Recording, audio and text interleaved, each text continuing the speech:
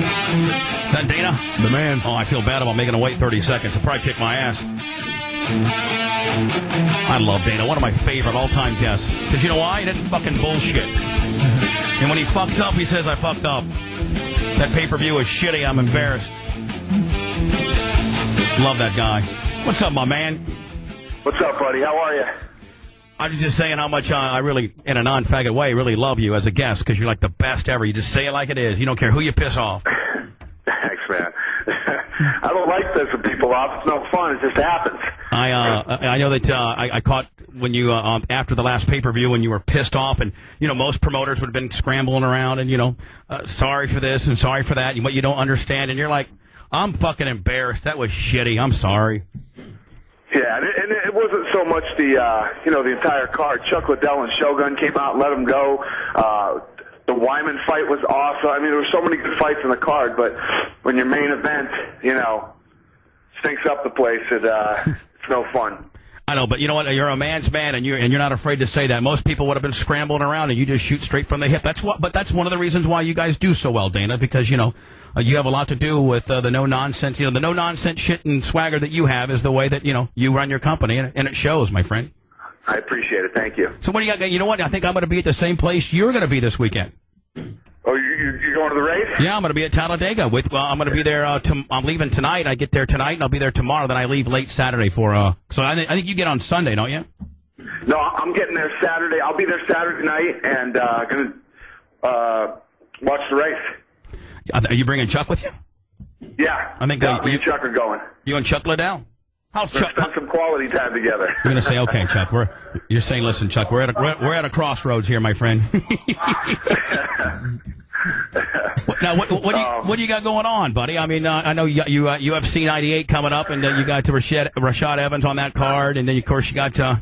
I think you got Lesnar on that card, but no, he's going to go to 100, right? He's going to go to 100. Yeah, Lesnar's on 100. This one's Matt Hughes and Matt Serra. I'm excited about the Evans Machida fight. Actually, I just landed like 3 o'clock in the morning from New York. I was out there, and I hooked up with Matt Serra. We went to this function last night. He looks good. He's in great shape. He's fighting Matt Hughes.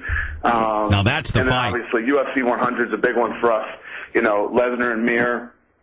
GSP. George St. Pierre and Thiago Alves, which I think is going to be the toughest fight of George St. Pierre's career. And the coaches from season 9 of The Ultimate Fighter, Bisping and Henderson. Matt Hughes. That show sold out in like an hour and a half. Never even went on public sale. It's just the Fight Club sold that thing out. 12,000 seats in an hour and a half. Matt Serra and Matt Hughes. That's a matchup that we've all been waiting for a long time. It was supposed to happen a while back, but Matt Serra got hurt. Matt Serra how's he doing on his recovery of his back, Dana? He's doing really well. Like I said, I saw him last night. He's in great shape. He looks good. He says I can fight tomorrow. He's ready, man. He's fired up for this fight, and it's it's one of those fights. It's very, very rare that you get to see grudge matches in the UFC. These guys are all so respectful and of each other, but it's always fun when a couple of guys aren't and you get a good grudge match going. Matt Serra, in full Matt Serra type fashion, he probably said something that's soon like this. Let me tell you something, Dana. I can tell you right now, I could fucking fight right now, and if you don't believe it, go fuck yourself. Something like that. I love that guy, man. He's the best. But Matt Hughes is a good friend of the show's as well, so we're kind of torn. We're kind of torn. Yeah, no, listen, at the end of the day, on their own, they're both great guys. I have a great relationship with both of them. They don't like each other. They have, their personalities aren't exactly the same, and they're going to fight. And let me tell you what, these guys have been focused and excited to fight each other for a while now. These guys really want to fight. I mean, and like I said, there's nothing more fun than a grudge match with two guys who really want to fight. I mean, out of all the years you've been doing this, Dana, is this probably the one matchup of two guys that really, really hate each other? Yeah, no, there's been the Tito Ken, that's one of the biggest grudge matches, I've ever seen. And this one, these two truly don't like each other and really want to kick the shit out of each other. Now, Hughes has been laying relatively low. I mean, you haven't heard, Matt, one of the big time names in your sport, but I mean, he's really been laying low. Is that how focused he's become on training? Yeah, well, you know what happened? He hurt his knee, right? So he got his knee fixed. He was hurt. Sarah was hurt, so they were both healing, and basically just kicking back and waiting for this fight. They both want this fight really bad. They both want to win this fight really bad, and see what happens. Boy, I tell you, I don't mean to look ahead and skip past 98. UFC 98, very important. Rashad, I love Rashad. He's been on our show many a times. But boy, 100, Dana, is that going to be a matchup or what, buddy? Yeah, I'm excited about it. It's funny because we keep pumping on. We're putting on 2 fights a month, traveling all over the place. We're going to Germany, we're in England, we're in Ireland, we're all over the place, and everybody started talking about UFC 100. Like around 90, people were talking about 100, and I didn't realize how big this thing was going to be. And then when it went on sale, and it was the fastest sellout we've ever had. It's going to be a good show. And I knew that I had to put together a great card for that one. Are you kidding me? Do you realize what a good fight Thiago Alves and George St. Pierre is going to be? Yeah. Awesome. The fight's going to be sick. And then you've got a legend like looks like Mark Coleman and Stephan Bonner. I mean, it's all the way down the card that I'm looking at for UFC 100. There's not a bad matchup on here. No, you're right. It's a great card. I'm excited about it, and Danzig's on there. Matt Danzig's on there. Matt Danzig, he is a tough fighter, man. That kid has heart. Matt Danzig. Yeah, he does. Henderson's on there. CB Dollaway, yep. another good fighter from the Ultimate Fighter, man. It's going to be a great card. This UFC 100. Not asking you to pick a winner. Not asking you to pick a favorite. But I mean, tell us, as the president, the matchup between obviously Lesnar and Mir. I mean, they fought before. Lesnar. Didn't do that well. Well, I'm sorry, did real well until Frank caught him. But Frank just having a little bit more experience. Lesnar now is the champion with another probably year and some months experience.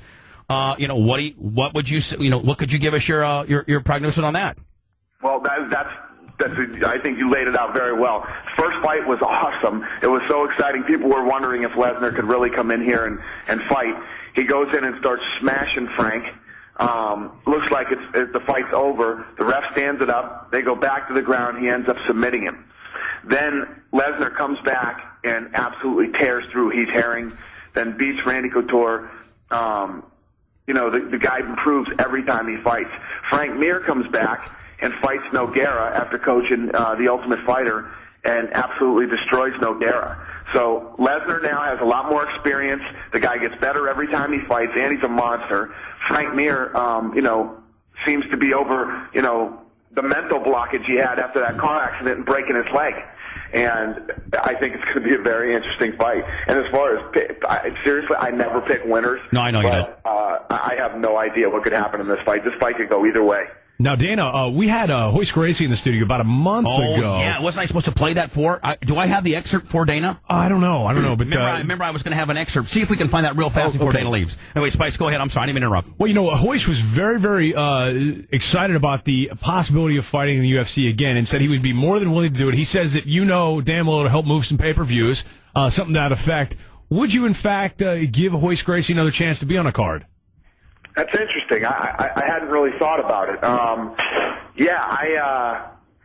don't know. Hoist hasn't talked to me about it or anything, but yeah, he said I'd be interested. Well, let's face it, Dana. I love Hoist Gracie, man. Yeah. He's a stud. The guy's such a good guy and a class act, and we asked him. We asked him about that. We were like, well, why don't you call Dana up? Why don't you reach out to him? And it's sort of, I think with Hoist, and I think with a lot of these guys, it's sort of a pride thing where it's like, hey, he knows I'm willing to fight. Yeah, but he knows my phone number. Yeah, but see, Dana shouldn't. Right. I mean, but Dana also is, Dana also is a personality, and he also is, very important as well. So you can almost see them trying to out important each other. Exactly. No, never. I'd never do that with guys. No way. But I'm not like that. I don't. All right, so he said anytime, anywhere. So the bottom line is, Dana, maybe maybe you didn't know that was his mindset, and we were able to give that to you. And I mean, would you reach out to a Hoist and say, hey, Hoist, I might have something for you? Absolutely. We actually, those merch deals we were doing with these guys, where we're, the dolls and the games and all that stuff. Hoist Gracie's one of our guys. I mean, we have a deal with Hoist. We've always dealt very well with Hoist. And I mean, did he say who he was interested in fighting? Well, he did, and I got a little. He wanted to kill me, Dana, when I told him that. I don't think I have the clip here. It's a minute. So yeah.